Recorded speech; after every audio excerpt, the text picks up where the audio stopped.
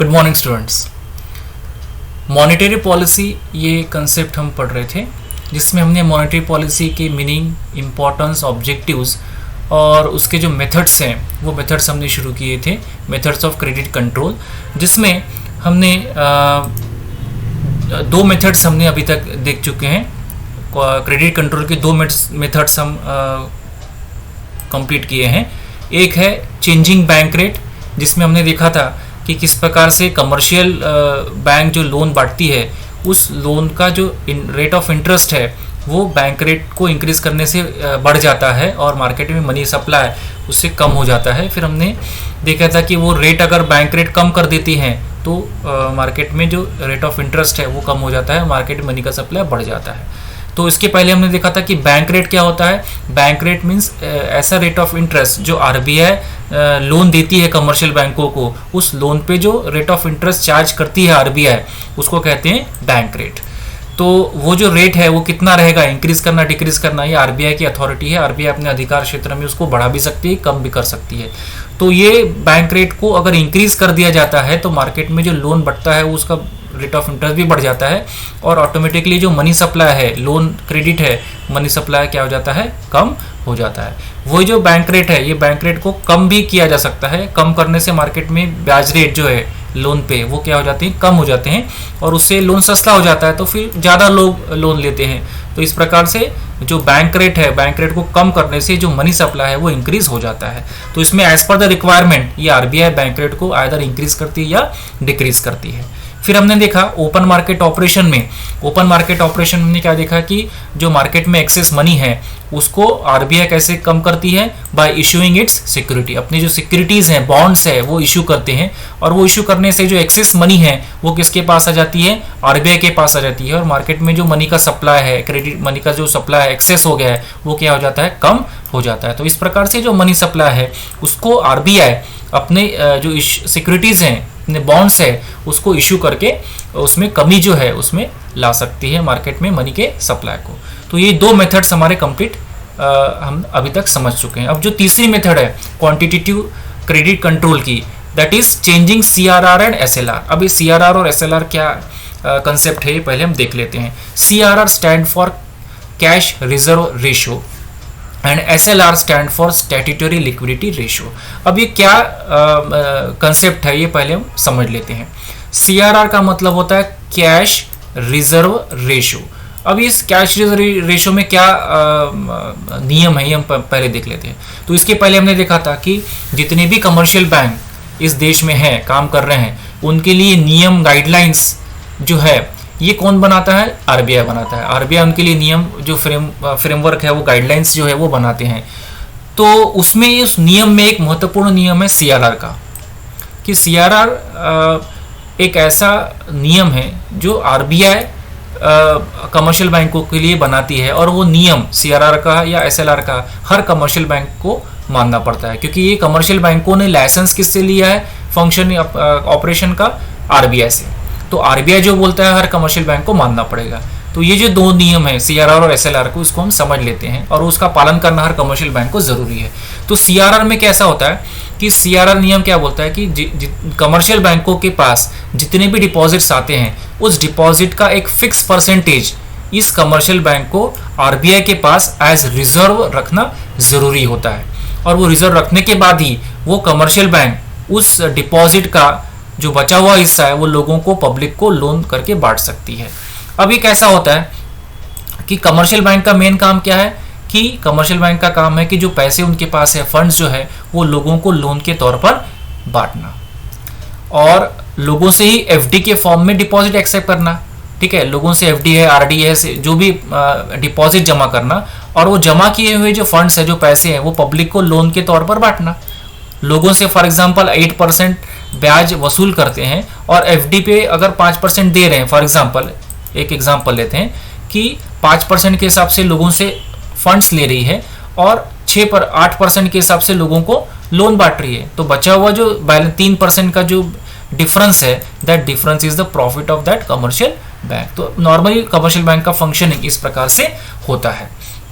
अब आरबीआई ने नियम बनाया कि जितना भी डिपॉजिट ये कमर्शियल बैंक के पास लोग रखते हैं, फॉर एग्जांपल कि 100 रुपए कमर्शियल बैंक के पास डिपॉजिट आया, तो सीआरआर का नियम क्या है, फॉर एग्जांपल कि सीआरआर आरबीआई ने 4% रखा, तो सीआरआर 4% है, मतलब क्या कि कमर्शियल बैंक के पास जितने भी डिपॉजिट आए होंगे उस डिपॉजिट का 4% इस कमर्शियल बैंक को आरबीआई के पास एज रिजर्व रखना जरूरी है, और 4% रखने के बाद बचे हुए 96 रुपीज ये कमर्शियल बैंक लोगों को लोन के तौर पर बांट सकते हैं। ठीक है, अब ये रेट 4% रहेगा, 3% रहेगा कि 6% रहेगा, ये आरबीआई डिसाइड करती है, एज पर रिक्वायरमेंट इसको आरबीआई चेंज कर सकती है। और ये चेंज करने से क्या इंपैक्ट होता है इसको ही हमको समझना है कि फॉर एग्जांपल कि 4% एग्जिस्टिंग सीआरआर है, मतलब क्या कि 100 रुपए का डिपॉजिट है कमर्शियल बैंक के पास, तो 4 रुपए पहले कमर्शियल बैंक को आरबीआई के पास रखना पड़ेगा और 96 रुपीज ये पब्लिक को लोन के तौर पर बांट सकते हैं। अब अगर आरबीआई ने ऐसा सोचा कि भाई ऑलरेडी मार्केट में बहुत लोन बढ़ चुका है और मनी का सप्लाई अब ज़्यादा नहीं बढ़ना चाहिए, तो आरबीआई क्या करेगी, इस 4% को बढ़ाकर फॉर एग्जांपल उसको 6% कर दिया।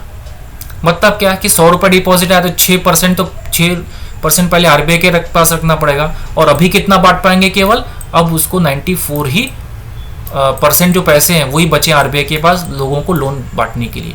मतलब पहले 96 था जो ज़्यादा अमाउंट थी, अभी 94 हो गया। अभी जो पैसा अवेलेबल है कमर्शियल बैंकों के पास वो अवेलेबल क्या हो गया, कम हो गया। ये 100 में 4 और 100 में 6, ये हमको उतना ध्यान में नहीं आता, लेकिन जब करोड़ों में अमाउंट होती है तो एक फ्रैक्शन भी चेंज कर दिया गवर्नमेंट, तो जो मनी सप्लाई है वो लाखों करोड़ों में कम ज़्यादा हो सकता है।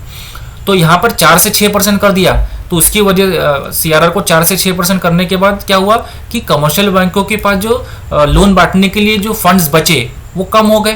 पहले 96 बांट सकते थे, अभी 94 ही बांट रहे हैं। मतलब क्या हुआ कि जो मार्केट में मनी सप्लाई के लिए जो मनी बचे हुआ है, क्रेडिट के लिए पैसे बचे हुए, वो क्या हुए, कम हो गए। तो ऑटोमेटिकली मार्केट में जो मनी का सप्लाई है वो क्या हो जाएगा, कम हो जाएगा। और यही चाहती है आरबीआई। आरबीआई ने देखा कि भाई ऑलरेडी मार्केट में मनी का सप्लाई बहुत ज़्यादा हो गया, वो कम होना चाहिए, तो आरबीआई ने क्या किया, सीआरआर को बढ़ा दिया। सीआरआर को बढ़ाने से कमर्शियल बैंकों के पास लोन बांटने के लिए जो पैसा था वो अवेलेबिलिटी कम हो गई, और ऑटोमेटिकली मनी सप्लाई क्या हो जाएगा, कम हो जाएगा। तो इसका उल्टा एग्जांपल देखते हैं कि आरबीआई ने ऐसा देख रही है कि भी मार्केट में मनी का सप्लाई बढ़ना चाहिए, कम है अभी मार्केट में, जितना चाहिए उससे कम है। तो आरबीआई क्या बोलेगी कि मनी सप्लाई को हमको बढ़ाना चाहिए, और बढ़ाने के लिए क्या करेगी, ये सीआरआर फॉर एग्जांपल 4% है, उसको 2% कर देंगे। तो उसकी वजह से क्या होगा कि पहले 96 बांट सकते थे, अभी कितने बांटेंगे वो, अभी 98 बांटेंगे, क्योंकि 2% सीआरआर। तो इनके पास अमाउंट क्या बची, लोन बांटने के लिए ज़्यादा बची, तो ज़्यादा मार्केट में मनी सप्लाई हो जाएगा, और वही चाहती है आरबीआई कि मार्केट में मनी का सप्लाई बढ़ जाए। तो एज पर द रिक्वायरमेंट ये सीआरआर को गवर्नमेंट जो है ये बढ़ाती है और कम करती है। अगर आरबीआई ऐसा चाहती है कि मार्केट में मनी का सप्लाई को कम करना है तो सीआरआर को बढ़ा दिया जाता है। अगर चाहती है कि आरबीआई की मनी का सप्लाई को हमको बढ़ाना है, मनी के सप्लाई को इंक्रीज करना है, तो जो सीआरआर है उसको रिड्यूस कर दिया जाता है। ठीक है, तो सीआरआर को हम अगर इंक्रीज करते हैं, सीआरआर को अगर हम आरबीआई इंक्रीज करती है तो मनी सप्लाई कम हो जाता है, और अगर सीआरआर को गवर्नमेंट कम करती है तो मनी सप्लाई इंक्रीज हो जाता है। तो इस प्रकार से सीआरआर को चेंज करके हम मनी का सप्लाई को चेंज कर सकते हैं। तो मॉनेटरी पॉलिसी की तीसरी एक मेथड है सीआरआर और एसएलआर। तो अभी एसएलआर को भी हम देखते हैं। SLR stands for statutory liquidity ratio. अब इस स्टैट्यूटरी लिक्विडिटी रेशियो क्या होता है, तो आरबीआई के एक और नियम है, जैसे सीआरआर का नियम है वैसे ही एक एसएलआर का नियम है जो हर कमर्शियल बैंकों को मान्य करना पड़ता है, उसको फॉलो करना पड़ता है। अगेन ये एसएलआर कितना रहेगा ये आरबीआई डिसाइड करती है, उसको इंक्रीज डिक्रीज करने का अधिकार आरबीआई का है, और वो हर कमर्शियल बैंकों को मानना पड़ता है। लेकिन इस एसएलआर होता क्या है, एसएलआर ऐसा है कि एसएलआर का जो रेगुलेशन है कि every commercial bank is required to keep some fixed percentage of their deposit in liquid form, that is in cash. और ये एक नियम ऐसा है कि जितना भी कैश कमर्शियल डिपॉजिट कमर्शियल बैंकों के पास आ रहा है, ठीक है, लोगों से डिपॉजिट ऐसे किया है इन्होंने, तो आरबीआई ने नियम एक एग्जांपल में हम देखते हैं कि फॉर एग्जांपल आरबीआई ने डिसाइड किया कि 30% 30% विल बी द एसएलआर, मतलब क्या कि जो भी डिपॉजिट लिया है कमर्शियल बैंकों ने, उसका 30% कमर्शियल बैंक को खुद के पास कैश के फॉर्म में रखना पड़ेगा, कि कोई कभी भी कैश निकालने आता है तो अवेलेबिलिटी चाहिए। तो ये फॉलो करके आरबीआई ने नियम बनाया कि 30%, एग्जाम्पल के तौर पर हम देख रहे हैं कि 30% इनको खुद के पास रखना पड़ेगा, और बचे हुए जो 70% है वही ये कमर्शियल बैंक लोगों को लोन के तौर पर बांट सकती है।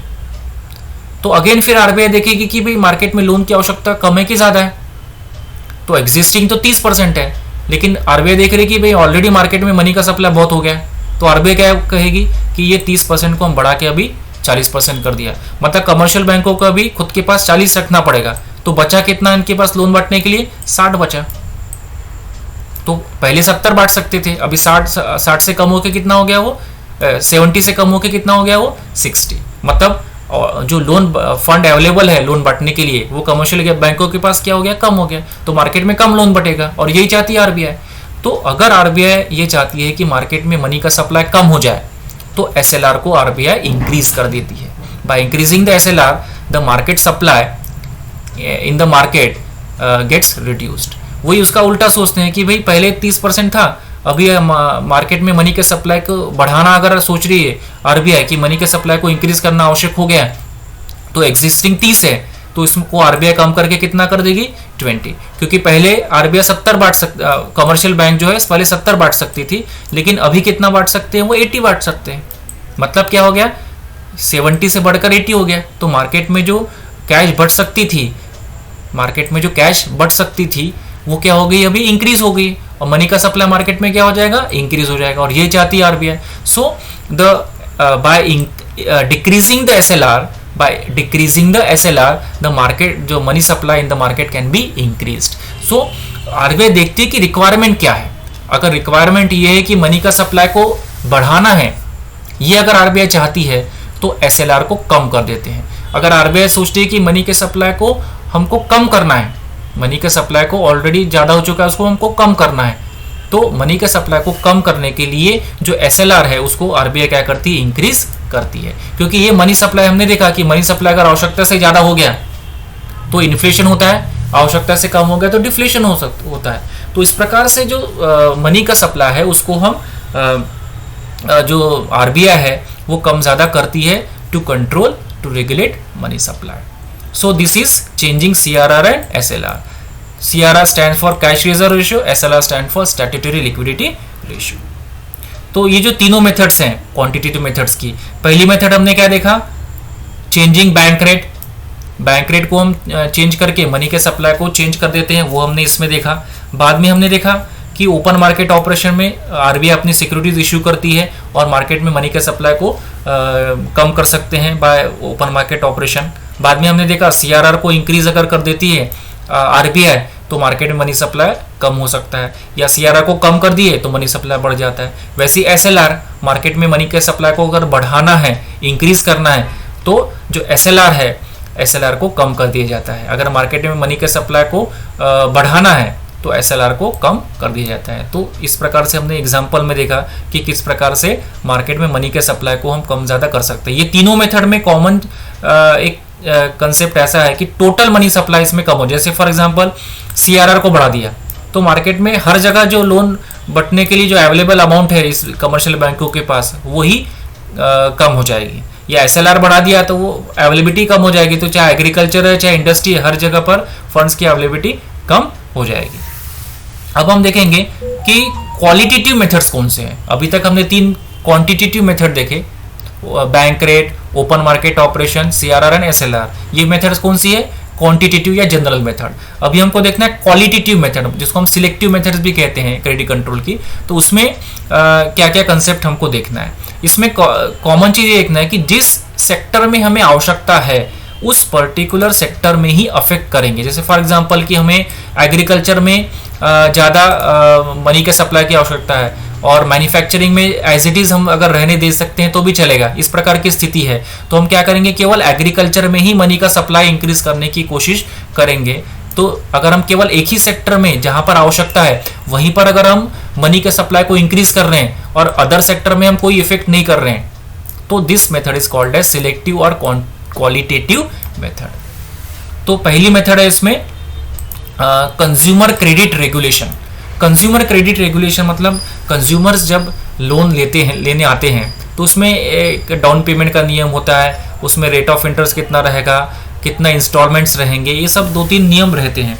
तो आरबीआई अगर देख रही है कि फॉर एग्जांपल कि कंज्यूमर ड्यूरेबल, ठीक है, कंज्यूमर ड्यूरेबल जो गुड्स हैं ये कंज्यूमर ड्यूरेबल में ज़्यादा लोन बढ़ रहा है और उसकी वजह से मार्केट में बहुत ज़्यादा 0% अगर है या बहुत ज़्यादा 0 रुपीज़ डाउन पेमेंट है, रेट ऑफ इंटरेस्ट बहुत कम है और इसकी वजह से बहुत ज़्यादा लोन बढ़ रहा है और परेशानी हो रही है, तो आरबीआई बोलेगी कि भाई इसमें जो डाउन पेमेंट है, डाउन पेमेंट की अमाउंट को हम बढ़ा देते हैं, ठीक है, रेट ऑफ इंटरेस्ट को हम क्या कर देंगे, बढ़ा देंगे, या जो इंस्टॉलमेंट्स है वो इंस्टॉलमेंट में ऐसा होता है कि इंस्टॉलमेंट की जो संख्या है, इंस्टॉलमेंट का नंबर हम कम कर देंगे, मतलब एक इंस्टॉलमेंट में अमाउंट आपको क्या देना पड़ेगा, ज़्यादा देना पड़ेगा। तो इस प्रकार से जो चेंजेस है वो इसमें आरबीआई करती है और केवल उसी सेक्टर में वो होता है, किसी और सेक्टर में उसका कोई चेंजेस नहीं हो रहा है।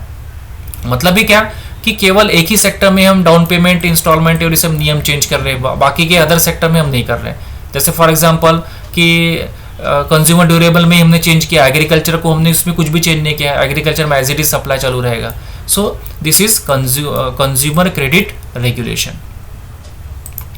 Then margin requirement. अब मार्जिन रिक्वायरमेंट का मीनिंग क्या है कि आरबीआई जब लोन देती है तब कुछ ना कुछ, या कोई भी कमर्शियल बैंक जब लोन देती है तो कमर्शियल बैंक जब लोन देती है तो उसमें कुछ ना कुछ सिक्योरिटी रखने के बाद ही लोन मिलता है, ठीक है। फॉर एग्जांपल कि अगर मुझे कोई लोन चाहिए तो जो कमर्शियल बैंक है वो कमर्शियल बैंक पहले क्या लेगी, मेरे को बोलेगी कि आपके पास सिक्योरिटी क्या है। वो सिक्योरिटी के आधार पर ये डिसाइड होता है कि मुझे लोन कितना मिलेगा। और वो सिक्योरिटी, फॉर एग्जांपल कि मैंने बैंक में कुछ सिक्योरिटी, मैं बैंक में गया, मुझे लोन चाहिए, ऐसा मैंने कहा, तो उन्होंने कहा कि भाई आपके पास सिक्योरिटी क्या है, तो मैंने एक पर्टिकुलर कोई कमोडिटी उनके पास रखा, उस कमोडिटी की कीमत है 1 लाख रुपए। तो बैंक बोलती है कि भाई इसमें से 20% तो आपकी मार्जिन रहेगी और केवल 80% ही आपको क्या मिलेगा, लोन मिलेगा। मतलब मुझे लोन कितना मिलेगा, केवल 80,000 रुपये मुझे लोन मिलेगा। बाकी का जो 20% ये क्या हो गया, मार्जिन।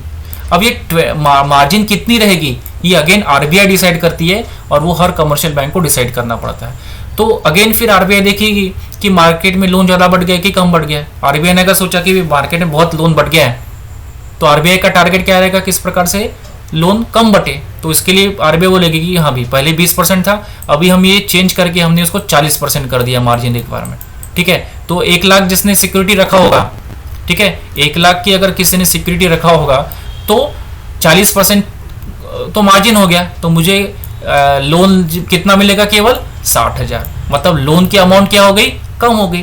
पहले 80,000 लोन मिल रहा था, अभी 60,000 लोन मिल रहा है। मतलब ये मार्जिन रिक्वायरमेंट को बढ़ाने से मार्केट में जो क्रेडिट है, लोन है, उसका सप्लाई क्या हो जाता है, कम हो जाता है। So by increasing the margin requirement the money supply can be reduced. वही अगर आरबीआई देख रही है कि मार्केट में मनी सप्लाई कम हो गया, उसको बढ़ाना जरूरी है, तो आरबीआई क्या करेगी कि उसको कम करके, इस मार्जिन को कम करके कितना कर देंगे, केवल 10%। तो 1 लाख का अगर है तो लोन कितना मिलेगा उसको, 90,000 का लोन मिल जाएगा। तो ऑटोमेटिकली मनी सप्लाई क्या हो जाएगा, मार्केट में बढ़ जाएगा। सो ये जो रेट ये जो मार्जिन रिक्वायरमेंट है, इसको इंक्रीज डिक्रीज करने का अधिकार आरबीआई का है और हर कमर्शियल बैंक को उसको मानना पड़ता है। तो आरबीआई टारगेट के अनुसार अगर ये इसको मनी का सप्लाई बढ़ाना अगर है तो ये मार्जिन रिक्वायरमेंट को कम कर दिया जाता है। अगर मार्केट में मनी का सप्लाई को कम करना है तो इस मार्जिन रिक्वायरमेंट को इंक्रीज भी आरबीआई कर सकती है।